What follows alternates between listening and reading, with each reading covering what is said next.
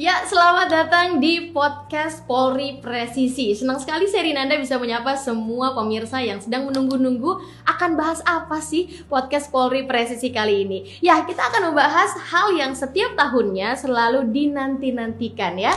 Dan ini sudah menjadi tradisi tahunan yang ditunggu-tunggu oleh sebagian masyarakat Indonesia. Bisa berkumpul kembali dengan keluarga, bersilaturahmi dengan orang tua, sanak, saudara, tetangga, teman-teman masa kecil, dan ini selalu bikin kangen ya. Beberapa tahun belakangan ini ya, akibat dari pandemi COVID-19, tradisi mudik selama 2 tahun terakhir ini sangat dibatasi oleh pemerintah.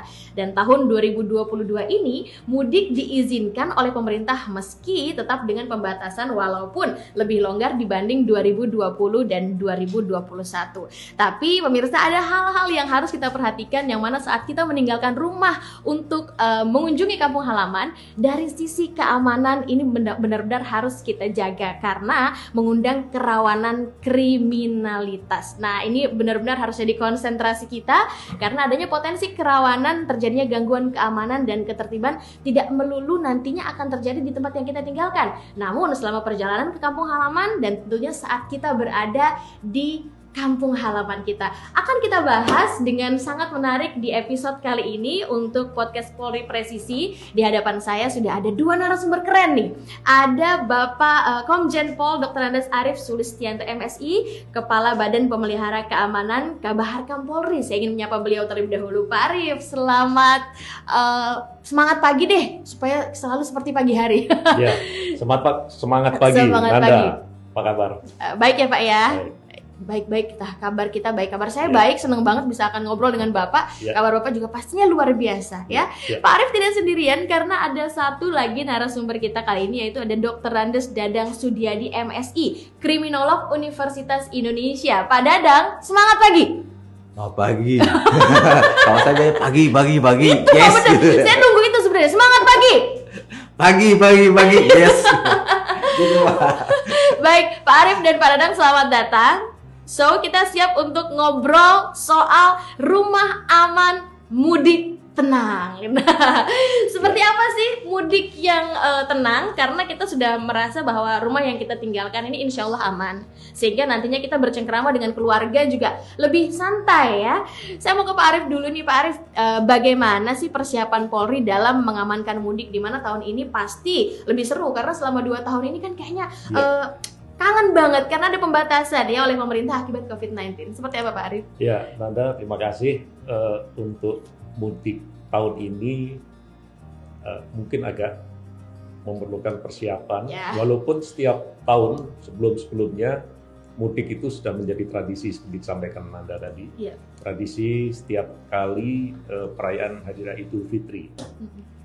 Nah, dengan adanya pandemi ini selama 2 tahun belakangan, tahun 2020-2021, ada pembatasan. Bahkan pemerintah mengimbau untuk tidak mudik. Karena memang waktu itu pandemi COVID-19 sedang tinggi-tingginya. Seiring dengan perkembangan pandemi COVID yang menurun dan perkembangan bagus di Indonesia, sehingga pemerintah mengeluarkan kebijakan mengizinkan untuk seluruh warga masyarakat mudik. Tapi, ada tapinya ini, tetap memperhatikan protokol kesehatan dan segala sesuatunya sudah diprediksi, sudah dipersiapkan oleh pemerintah, terutama Kepolisian Republik Indonesia, untuk mengamankan seluruh aktivitas mudik masyarakat ini. Apa yang akan terjadi di mudik nanti? Yang jelas akan terjadi pergerakan warga masyarakat dari tempat tinggalnya ke tempat tujuan. Sehingga ada 2 lokasi yang ditinggalkan dan lokasi yang dituju. Yang kedua, dia akan menggunakan sarana transportasi. Ada transportasi umum, ada transportasi pribadi. Transportasi umum, darat, laut, udara. Ya. Transportasi pribadi dan menggunakan mobil, tapi jangan menggunakan sepeda motor karena rawan menggunakan sepeda motor. Lebih baik naik bis, kendaraan umum, nanti dijemput di tempat asal. Nah, kemudian apalagi yang dipersiapkan oleh kepolisian? Bagaimana mengatur manajemen lalu lintas, jalur lalu lintas. karena sudah 2 tahun tidak mudik, kepolisian memprediksi akan terjadi euforia. Hampir 84 juta warga masyarakat nanti akan mudik. 42% itu menggunakan jalur darat. Nah, ini yang betul-betul dipersiapkan. Untung 4 tahun terakhir ini kita sudah memiliki jalan tol. Apa jadinya kalau tol itu belum ada, sehingga akan terjadi kepadatan di jalur Pantura seperti yang terjadi sebelumnya. Nah, walaupun sudah ada jalan tol, ternyata pada awal-awal jalan tol ini diresmikan, kan terjadi masalah juga di Brebes, exit Brebes. Brexit terkenal karena waktu itu juga bersamaan dengan Brexit di Inggris. Brexit, BREXIT, bukan break and sit, istirahat duduk gitu ya.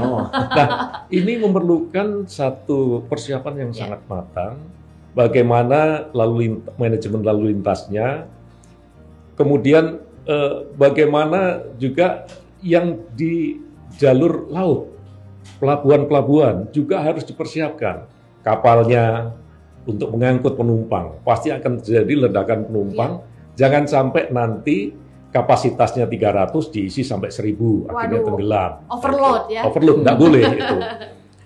Kalau angkutan udara sudah ada otoritas yang menangani, saya pikir itu sudah berjalan dengan sendirinya. Nah, ini yang perlu dipersiapkan adalah warga masyarakat yang akan mudik ini. Apa yang dipersiapkan? Pertama, rumah yang akan ditinggal ini jangan ditinggalkan dalam keadaan kosong. Titipkan kepada Pak RT. Syukur ada orang yang menunggu di rumahnya itu. Jangan sampai nanti pulang-pulang, barangnya hilang semua. Nah, ini jadi repot. Gitu. Titipkan kepada RT, RW, syukur ada yang nunggu, dan sampaikan kepada kepolisian terdekat. Kepolisian akan melakukan kegiatan-kegiatan patroli preventif untuk menjaga seluruh warga masyarakat.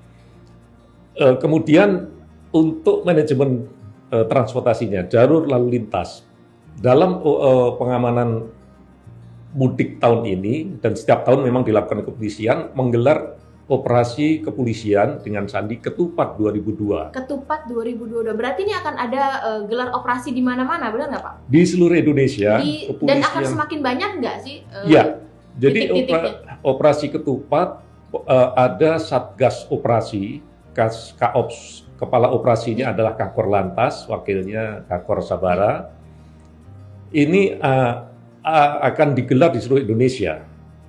Jadi untuk pelibatan personilnya, seluruh Satgasda di Polda-Polda seluruh Indonesia itu jumlah personil yang dilibatkan ada 143.516 personil. 143.516? Iya, 143.516 personil. Ini nyaris menyamai harga daging per kilo ya Pak? Iya. Banyak ya Pak ya? Iya, banyak. Karena memang itu digelar bukan hanya di